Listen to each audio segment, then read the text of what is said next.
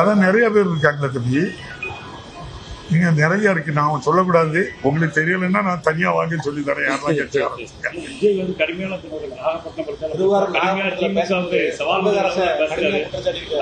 நம்ம இலங்கை தமிழர் பிரச்சனை பாத்தீங்கன்னா திமுக கடிதங்களோடு சரி அதை வந்து ஒரு நாடகம் தான் அவங்க போடுறாங்க. அந்த மக்களின் பக்கம் நாங்க தான் இருக்கோம் அப்படின்னு. நீங்க நம்ம தம்பி நடிகர் கட்சி ஆரம்பிச்சிருக்காங்க. ஆனா அவரு கொஞ்சம் பேசுறத நீங்களே பார்க்கும் போதே சிஎம் அங்கிள் மாதிரி சிஎம் சார் அப்படின்னு கதை நம்ம சினிமாவில் பேசுற மாதிரி பேசாரு. கொஞ்சம் அகந்தை அதிகமா இருக்கு வார்த்தையில. அந்த அகந்தை இருக்கக்கூடாது. என்ன தைரியத்துல இந்த அகந்தை வருதோ தெரியல. ஏன்னா கட்சி ஆரம்பிக்க சொன்னது புஷி ஆனந்துக்கு அமித்ஷா சொல்லி அது மூலமா தான் ஆரம்பிச்சதாட்டு.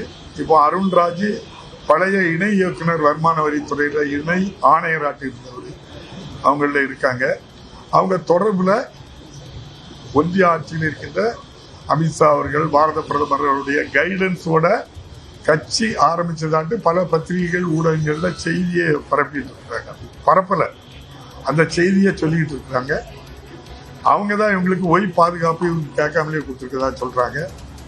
அவங்களுக்கு தனி விமானமே கொடுத்துருக்கதா சொல்றாங்க ஒன்றிய அரசு மூலமா. எனக்கு தெரியல தம்பி, அவங்க சொன்னதை தான் நான் சொல்றேன் அப்படின்னு சொல்லியிருக்காங்க.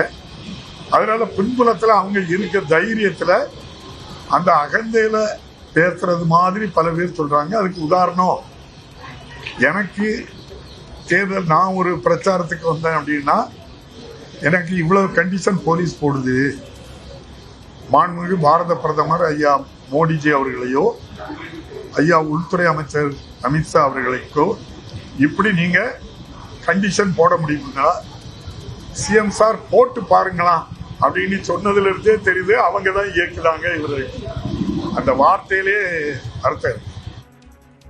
சபாநாயகர் அப்பாவு பேசியதை காட்சிகளை தற்போது பார்த்தோம்.